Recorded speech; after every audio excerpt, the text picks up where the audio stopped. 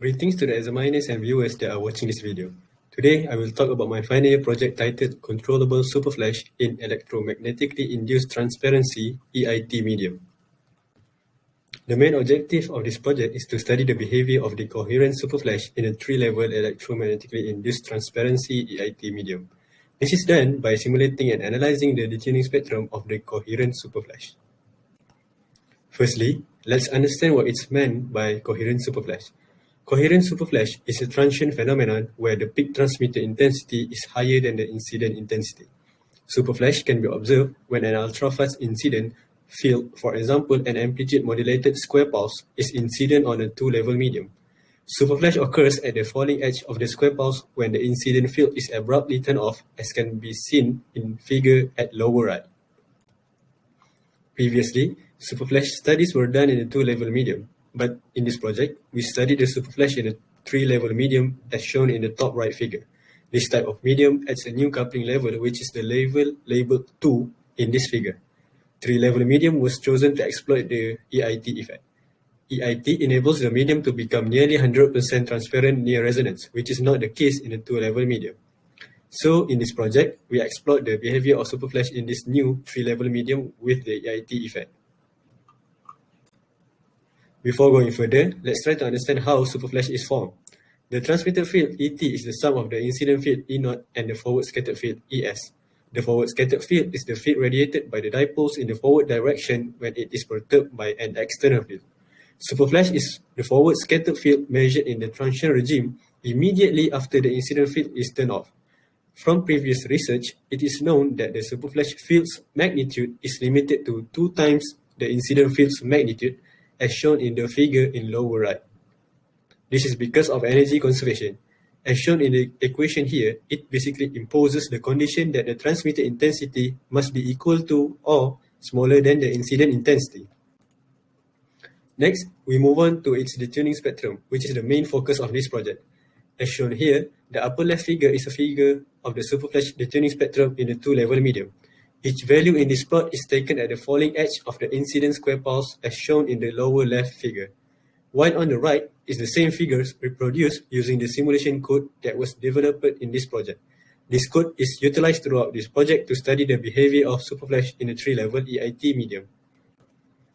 The framework that was used to simulate the transmitted field is involving the fast Fourier transform FFT function in Python.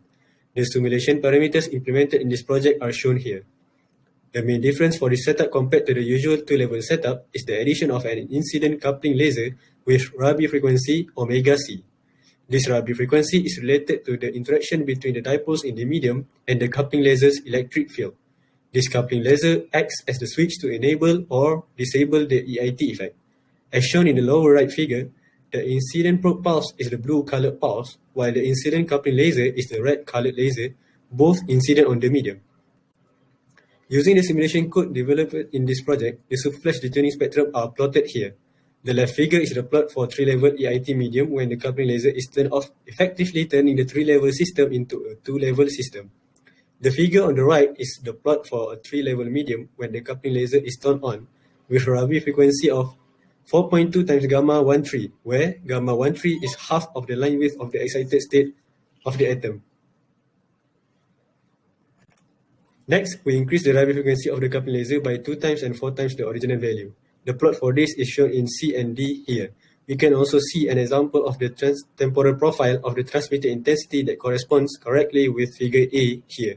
As we increase the coupling laser's Rabi frequency, the whole spectrum widens. This causes the new spectral feature near the resonance to become more resolved.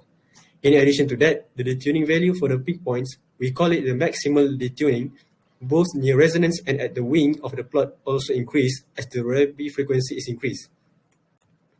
To explain the value of the maximal detuning and its shifting as the Rabi frequency is increased, we plot the superflash detuning spectrum with the phase shift spectrum. We found that the peaks occur at the detuning value such that the normalized phase shift has an absolute value close to 1. This can be clearly seen from both figures here.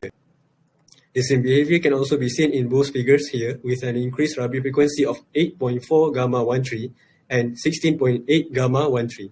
As the Rabi frequency is increased, the value of the maximal detuning also increases such that it also corresponds to a phase shift having an absolute value close to pi. In conclusion, coherent superflash showed a new behavior in a 3-level EIT medium. Firstly, when the EIT effect is turned on, a new spectral feature is observed near resonance.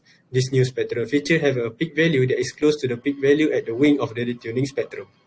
In addition to that, as the Rabi frequency of the coupling laser is increased, the value of the maximal detuning also increased.